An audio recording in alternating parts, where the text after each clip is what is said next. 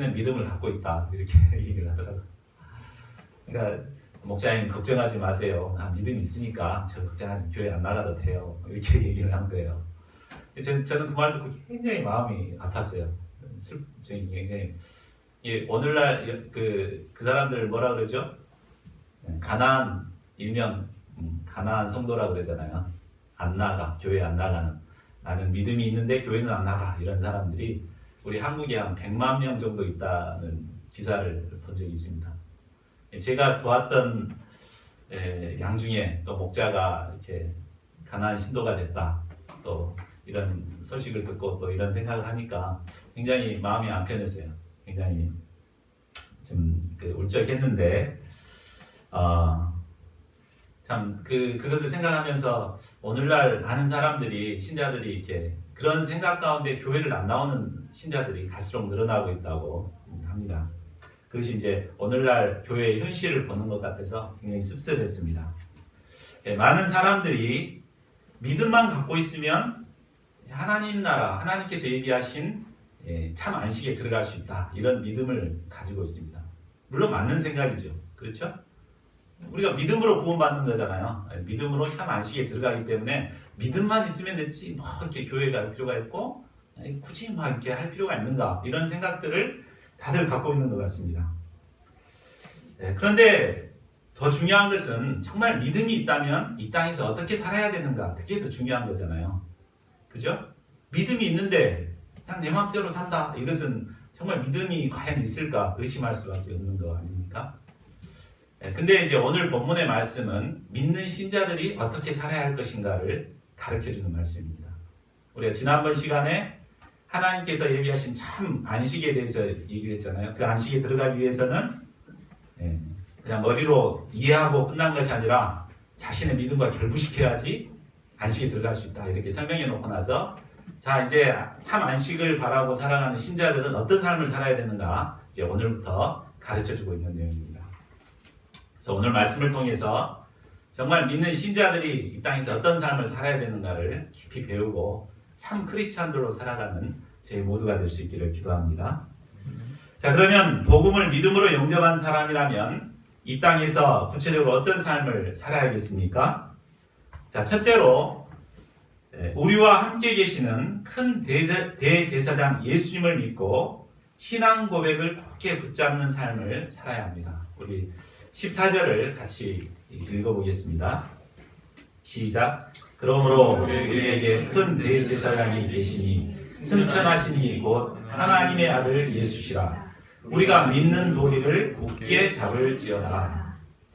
저자는 우리 성도들에게는 구약의 대제사장과는 비교할 수도 없는 큰 대제사장이 있다는 것을 말씀합니다. 그분이 바로 예수님이라고 말하고 있습니다. 대제사장은 어떤 사람입니까? 구약에 보면 대제사장은 1년에 한 번 있는 대속죄일 7월 10일이거든요. 그때 백성들의 죄를 들고 하나님 앞에 나아가 속죄제를 드리는 사람입니다. 대속죄일이 되면 그는 성전에서 가장 거룩한 곳, 어떤 곳이죠? 성전 안에 성소와 지성소가 있는데 지성소, 가장 거룩한 곳에 가서 이제 백성들의 죄를 대신해서 속죄제를 드립니다. 이로 인해 백성들은 사죄의 은혜를 누리게 됩니다. 그러나 이런 죄사함의 역사는 제한적이었습니다. 그렇죠? 1년에 한 번 드리는 거기 때문에 그 뒤에 죄를 지으면 그때까지 기다려야 돼요. 얼마나 힘들겠어요. 근데 이제 예수님께서는 이제 큰 대제사장으로 이 땅에 오셨음을 말씀하고 있습니다. 구약의 대제사장은 장차 오실 메시아의 그림자일 뿐입니다. 예수님께서도 대제사장과 똑같이 우리의 죄 문제를 해결하시기 위해서 속죄제를 드리시기 위해서 오시지만 구약의 대제사장과는 다른 큰 대제사장이 되신다는 말씀입니다. 그래서 예수님께서 오셨기 때문에 이제는 시간과 공간의 제한을 받지 않고 언제든지 이제 예수님께 나가서 사죄의 은혜를 누릴 수가 있게 된 것입니다. 우리는 우리와 함께 하시는 대제사장이신 예수님께 나와 사죄의 은혜를 누리는 삶을 살아야 합니다. 이것이 신앙 생활의 첫 번째예요. 늘 우리는 연약한 죄인이고 죄악된 세상에서 죄를 지을 수밖에 없잖아요. 그러니까 그때마다 이 대제사장, 큰 대제사장이신 예수님께 나가서 사죄의 은혜를 누리면서 살아가야 됩니다. 자, 그러면 우리 가운데 계신 큰 대제사장 예수님은 어떤 분이십니까? 저자는 예수님을 가리켜서 승천하신 이라고 말합니다. 이 말이 영어 성경에 보면 through the heavens 이렇게 복수형으로 나와 있거든요. 하늘들을 관통하신 분이시다 이렇게 설명하고 있습니다. 곧 예수님께서는 하늘들을 뚫고 하나님 보좌에 앉으신 분이십니다. 사람들은 눈에 보이는 3차원의 하늘이 전부라고 생각합니다. 그러나 사도 바울이 고린도후서 12장 2절에서 자신이 셋째 하늘에 갔었다고 고백한 것을 볼 때 우리가 눈에 보이는 하늘만 있는 것이 아님을 볼 수 있습니다.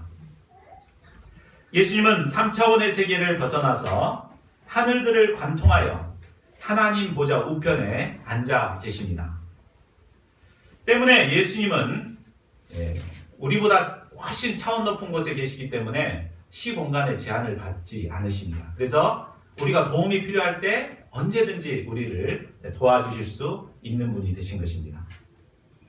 또한 예수님은 하나님의 아들 예수이십니다. 여기서 하나님의 아들이란 말은 예수님의 신성을 말합니다. 그리고 예수라는 이름은 인간의 몸을 입고 오신 예수님의 인성을 의미합니다. 예수님은 완전한 하나님이시오 동시에 완전한 인간이 되십니다. 그러므로 하나님과 인간 사이의 유일한 중보자가 되실 수 있으십니다. 우리 신자들은 예수님이 참 하나님이 되시고 참 인간이 되심을 영접하고 신앙 고백하는 자들입니다. 우리가 사도신경 신앙 고백이 있는데 그 내용이잖아요.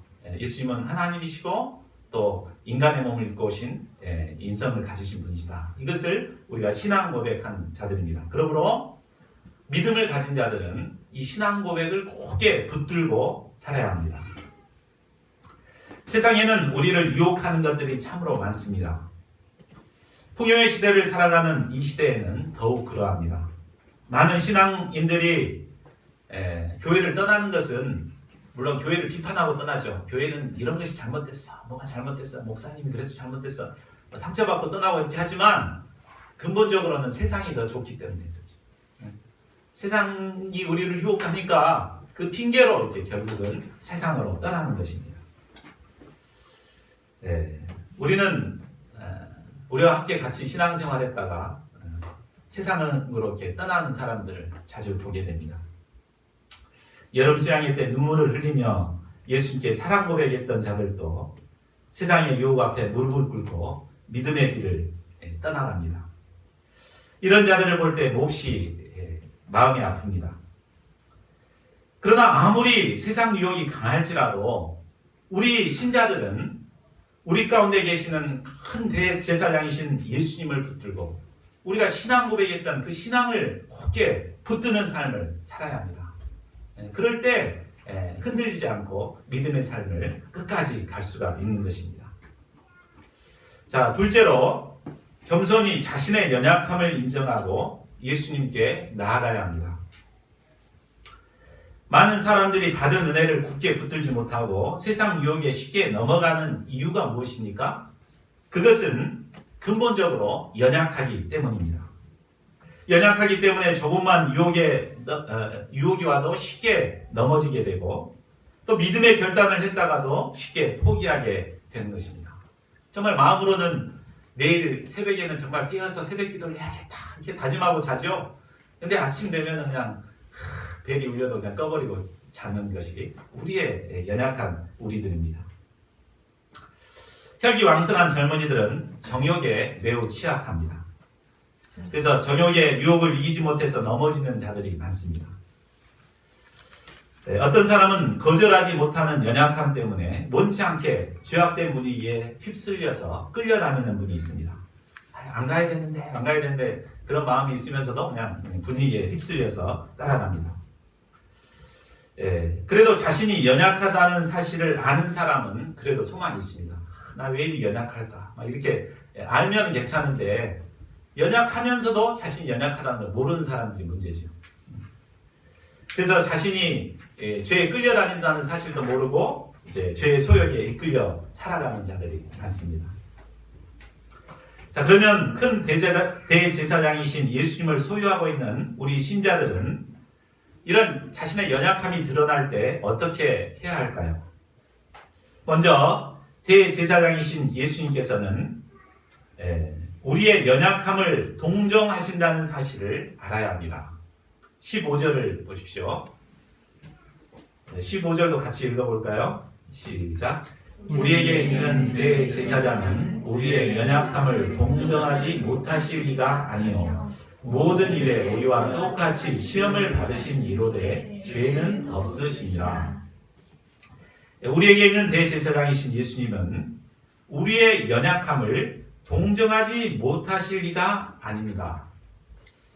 저자가 이중 부정문을 써서 이렇게 한 것은 강한 긍정을 나타내고자 한 것입니다. 우리에게 있는 큰 대제사장 예수님은 우리의 연약함을 깊이 동정하시는 분이십니다. 여기서 우리의 연약함은 영어 성경에 보면 weaknesses로 복수형으로 나와 있습니다. 이는 인간이 가진 모든 연약함을 말합니다.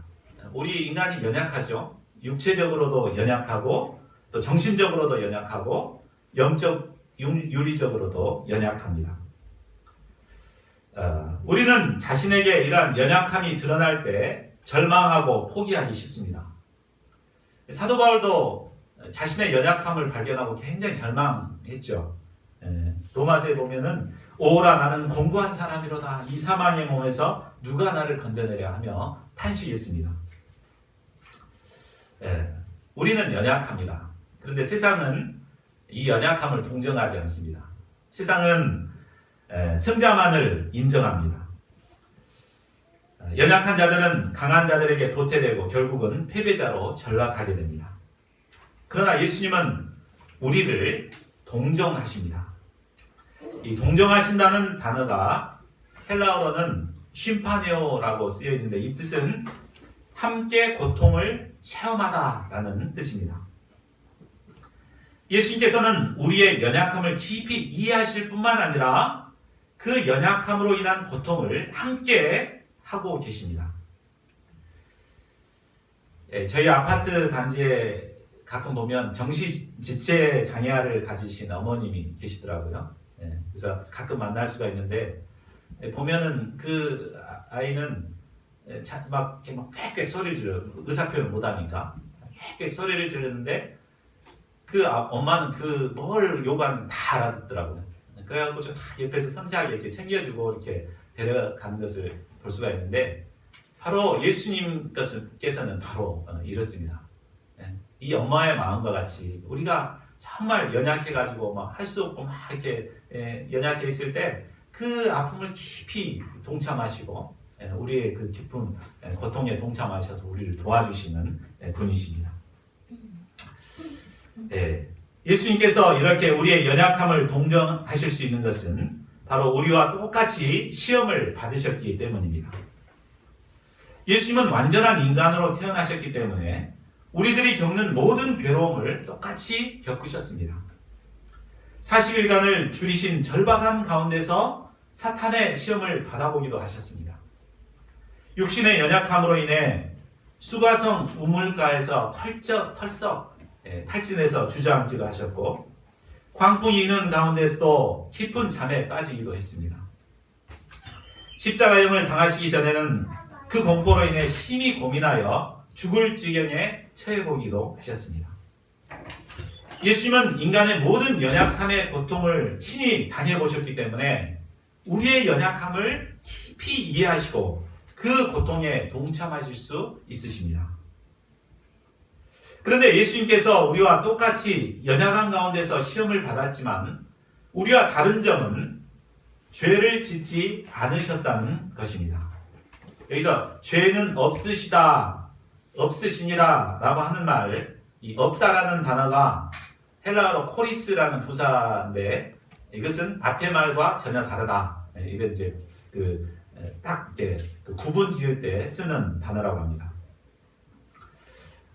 곧 이 말은 연약한 가운데서 시험을 받는 것에 있어서는 예수님이나 우리나 똑같았지만 명확하게 다른 점은 바로 우리는 그 연약함 때문에 죄를 지을 수밖에 없었고 예수님은 연약한 가운데서도 죄를 짓지 않고 승리하셨다는 것입니다. 예수님은 모든 연약함을 이겨내고 시험에서 승리하신 분이십니다. 예수님께서 이처럼 연약한 가운데서 시험을 이기고 승리하셨기 때문에 연약한 우리를 진정으로 도와주실 수 있으십니다. 예수님을 믿는 신자라면 날마다 자신의 연약함을 인정하고 연약한 우리를 진정으로 도와주실 수 있는 예수님께로 나가야 합니다. 이것이 구원받는 신자들이 마땅히 행해야 할 삶입니다. 세상에서 자신의 연약함이 드러날 때마다 우리를 도와주신 예수님께 나가서 도움을 받고 이겨내고 이게 바로 신자들의 삶인 것입니다. 자, 그러면 우리가 예수님께 나갈 때 구체적으로 어떻게 예수님께 나가야 할까요? 자, 셋째로 때를 따라 은혜의 보좌 앞에 담대히 나가야 합니다. 자, 우리 16절을 같이 읽겠습니다. 시작. 그러므로 우리는 긍휼하심을 받고 때를 따라 돕는 은혜를 얻기 위하여 은혜의 보좌 앞에 담대히 나아갈 할 것입니다. 여기서 우리는 예수님의 돕는 은혜를 얻기 위해서 세 가지 단계가 필요함을 볼 수 있습니다. 첫 번째 단계는 예수님의 긍휼하심을 붙들어야 합니다. 여기서 긍휼하심을 받고 라는 부분에 받는다라는 동사가 헬라어로 람파노라고 쓰여 있습니다. 이것은 능동적인 의미예요. 그래서 자신의 것으로 만들다, 붙들다 라는 뜻입니다. 즉 예수님의 긍휼하심을 자신의 것으로 적용하고 붙들라는 말입니다. 자신의 연약함이 드러날 때마다 예수님께서는 이런 연약한 나를 깊이 이해하시고 그 아픔에 동참하신다는 사실을 굳게 붙들어야 하는 것입니다. 그냥 예수님 나를 이렇게 이런 연약한 나를 정죄하시진 않을까? 뭐 이렇게 그런 심정이 들잖아요. 정죄 심정이 들지만 그게 아니고 예수님은 나를 긍휼히 여기신다. 이것을 굳게 붙드는 거예요. 그럴 때 이런 마음들을 물리칠 수가 있는 것입니다. 둘째는 때를 따라 주시는 은혜의 자리로 나가야 합니다. 예수님께서는 연약한 우리에게 은혜를 주시기 위해서 때를 따라 은혜의 자리로 우리를 초청하십니다. 1:1 말씀 공부로 초청하시기도 하고 이처럼 주일 예배로 초청하시기도 하십니다. 또 때를 따라서 수양회로도 초청을 하십니다. 우리가 때를 따라 우리를 초청하시는 주님의 초청의 응답에서 은혜의 자리로 나아갈 때 우리는 예수님의 돕는 은혜를 얻을 수가 있습니다. 집에만 앉아 있어도 안 돼요.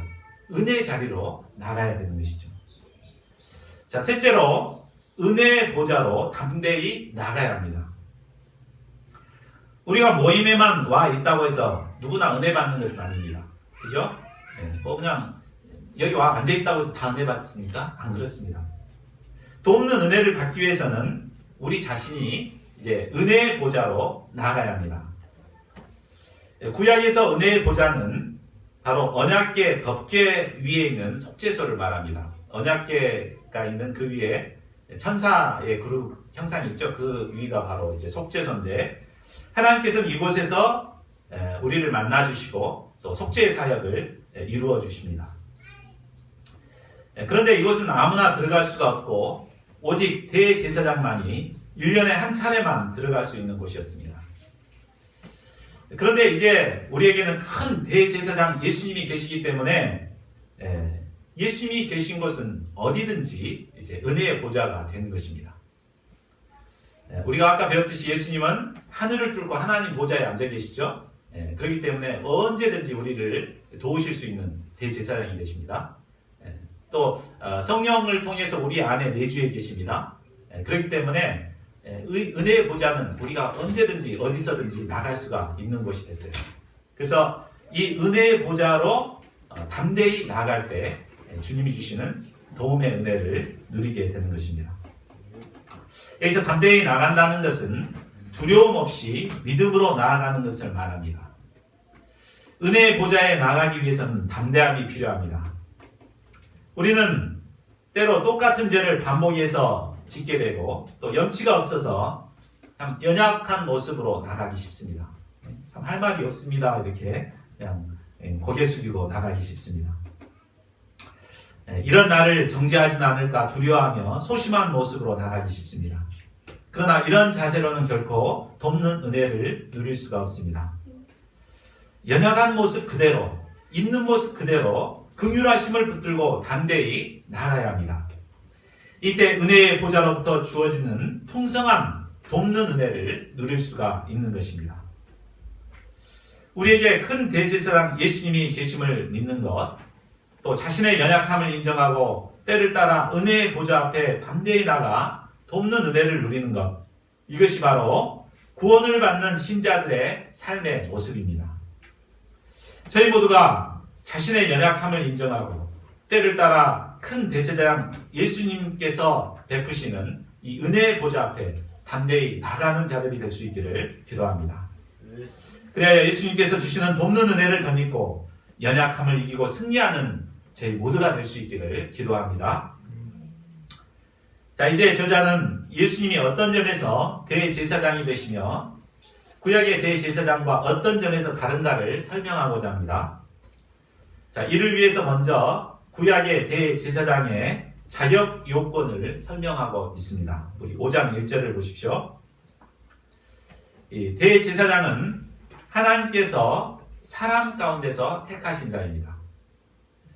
또 4절은 좀 더 구체적으로 설명하고 있습니다.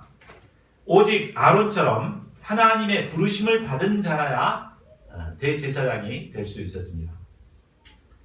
그리고 대제사장이 감당해야 하는 일은 존귀한 일로서 사람을 위하여 하나님께 예물을 드리는 일, 그리고 죄를 속하게 하는 제사를 드리는 일이었습니다.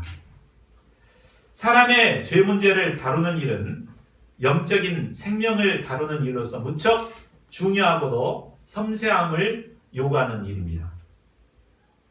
때문에 대제사장에게 가장 요구되는 것은 바로 연약한 자들을 용납할 수 있는 넓은 마음입니다. 2절을 보십시오. 대제사장은 무식하고 미혹된 자를 능히 용납할 수 있는 넓은 마음이 있어야 합니다.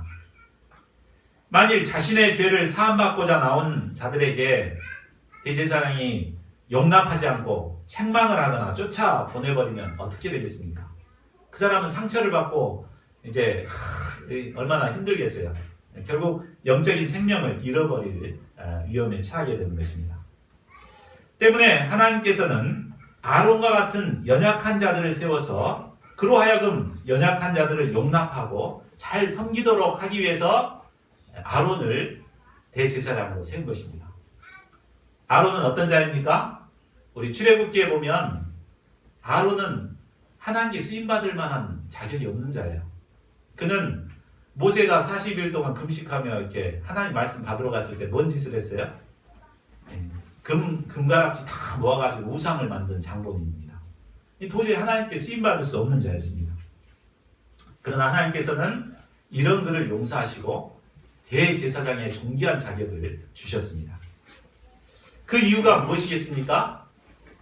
이것은 너도 용서를 받았으니까 어떤 자라도 용납하고 용서하는 이런 대제사장이 되도록 하기 위함이었습니다. 죄송해요, 콜님. 예, 하나님께서 연약하고 허물진 우리를 왕같은 제사장으로 삼으신 이유도 바로 여기에 있습니다. 하나님께서 우리를 캠퍼스 목자로 부르시고 또 양무리들의 죄 문제를 섬기는 제사장의 직분을 주신 것은 우리가 잘나고 똑똑해서가 아닙니다. 우리는 끊임없이 하나님을 배반하고 교만을 행해왔던 죄인 중에 괴수와 같았습니다. 당장에 심판을 받아 죽어도 할 말이 없는 자들이었습니다. 그러나 이런 우리를 구원하시고 제사장의 사명을 주신 것은 바로 우리와 같은 연약한 자들을 품고 섬기기 위함입니다. 그러므로 우리는 허물 많은 양들의 문제를 발견하게 될 때 정죄하고 판단하는 마음을 가져서는 안 됩니다.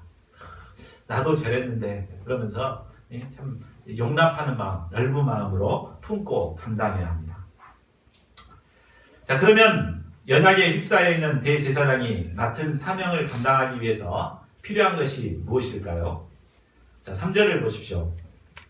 그것은 백성을 위하여 속죄제를 드린 것 같이 먼저 자신을 위하여 속죄제를 드리는 것입니다. 구약의 대제사장은 대속죄일에 속죄사역을 감당하기에 앞서서 먼저 자신을 위한 속죄제를 드렸습니다.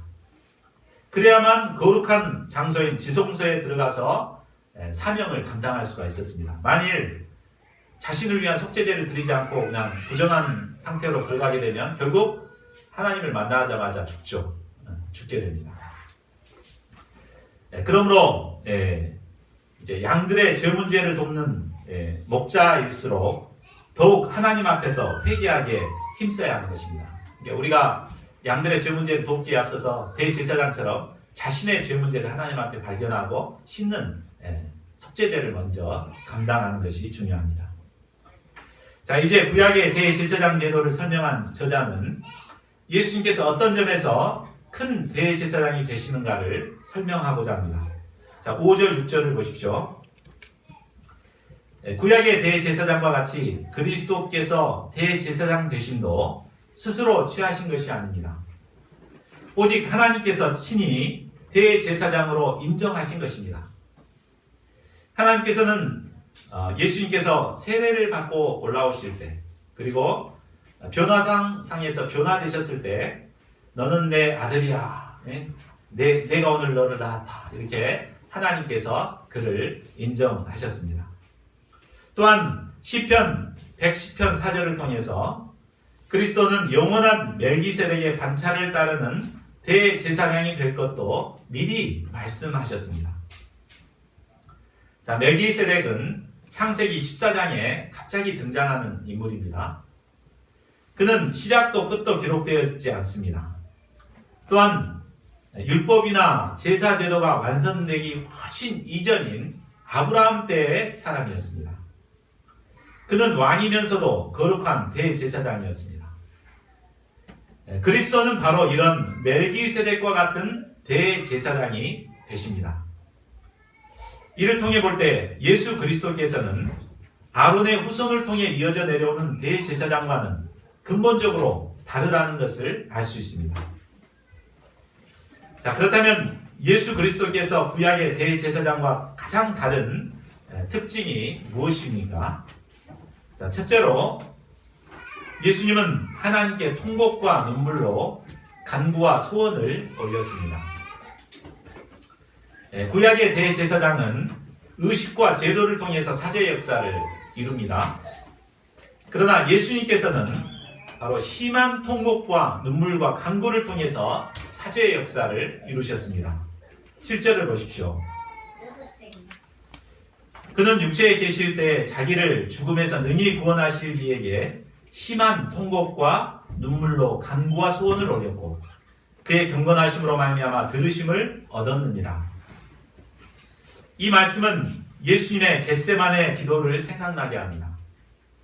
예수님께서는 사죄의 역사를 이루시기 위해 자신을 온통 희생하며 심한 통곡과 눈물로 땀방울이 핏방울이 되기까지 간구하셨습니다.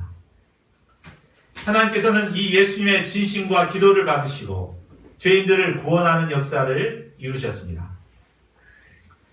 멸망을 받아 죽어야 하는 한 영혼이 죄 문제를 받고 구원에 이르도록 돕기 위해서는 바로 눈물과 통곡의 기도가 필요합니다.